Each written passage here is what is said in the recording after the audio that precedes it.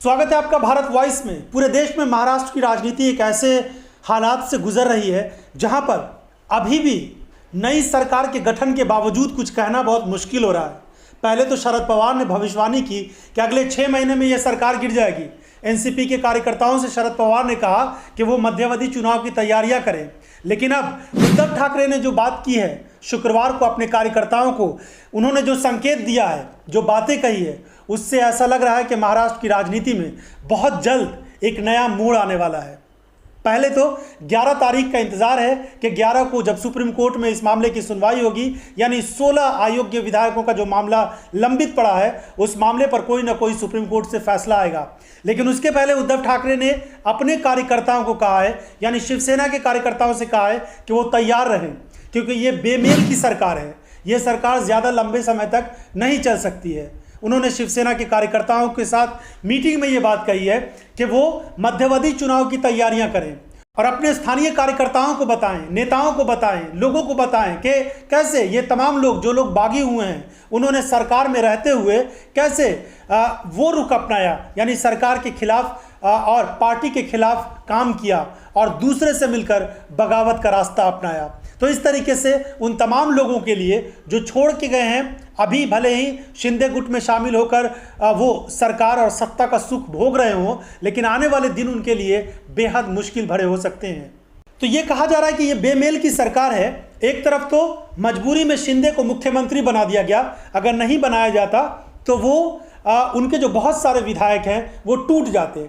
और इसके अलावा भी आने वाले दिनों में जो बीएमसी का चुनाव होगा, उसमें ये गुट अगर साथ रहेगा भाजपा के, तो शिवसेना को नुकसान पहुंचाने में फायदा होगा। ये बात भाजपा की तरफ से सोचा गया और इसलिए मुख्यमंत्री उनको बनाया गया।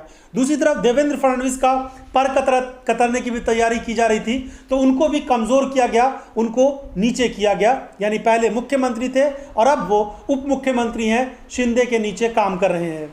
इसीलिए एक वायरल वीडियो पर एनसीपी, शिवसेना और कांग्रेस के नेता खूब चर्चा कर रहे हैं और महाराष्ट्र में भी ये चर्चा का विषय बना हुआ है। जैसे एकनाथ शिंदे प्रेस से बात कर रहे थे और अचानक से देवेंद्र फडणवीस ने उनसे माइक ले लिया और उसके बाद वो अपनी बात कहने लगे। ये वीडियो देखिए किस तरीके से मुख्यमंत्री बातचीत कर रहे हैं और उनको भी समझ में नहीं आया कि क्या हो रहा है, और उसके बाद उनसे माइक छीन लिया जाता है और देवेंद्र फडणवीस आगे अपनी बात बढ़ाते हैं। इस वायरल वीडियो पर अलग अलग नेताओं के अपने बयान हैं, लेकिन संजय राउत कुछ अलग अंदाज में इस पूरे मामले को देख रहे हैं। इस प्रकार से माइक खींचने का मुख्यमंत्री को पता तक नहीं चला कि मेरा माइक खींच लिया है।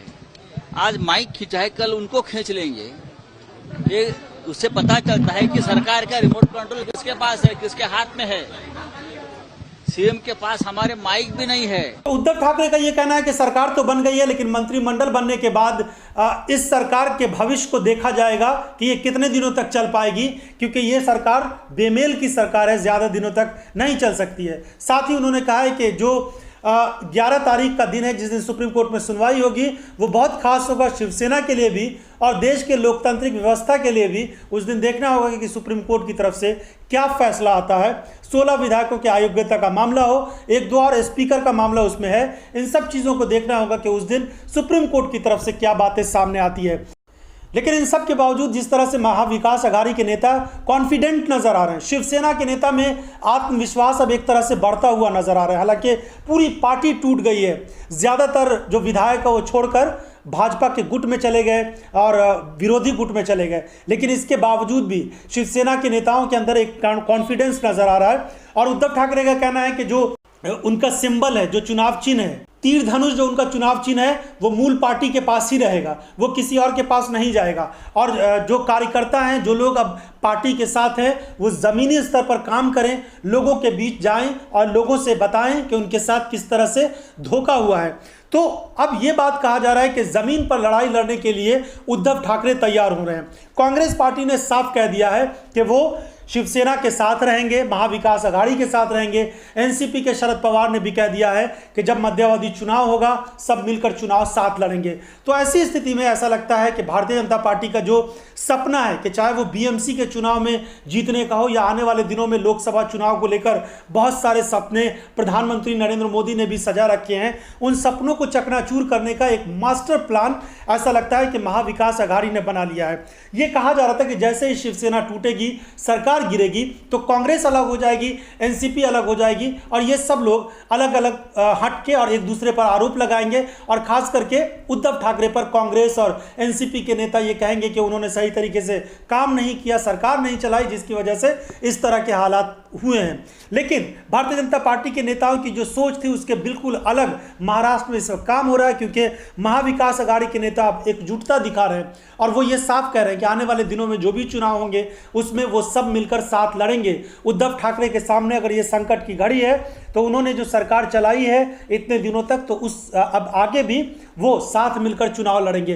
तो सोचिए, अगर शरद पवार जैसे नेता और कांग्रेस पार्टी और शिवसेना मिलकर चुनाव लड़ती है तो भारतीय जनता पार्टी के सामने एक बड़ी मुश्किल आ सकती है। और उसके अलावा भले ही ये लोग सरकार में आ गए हैं, एक नाथ शिंदे गुट सरकार में है, लेकिन इसके बावजूद भी हैं तो बागी ही। उन्होंने पार्टी के साथ वफादारी तो की नहीं है, पार्टी तोड़कर वो लोग चले गए हैं। ये जवाब देना उन लोगों के सामने काफ़ी कठिन है। इन सब के अलावा सभी जानते हैं, मीडिया में आम लोग, महाराष्ट्र की जनता ये समझ रही है कि किन परिस्थितियों में ये लोग गए।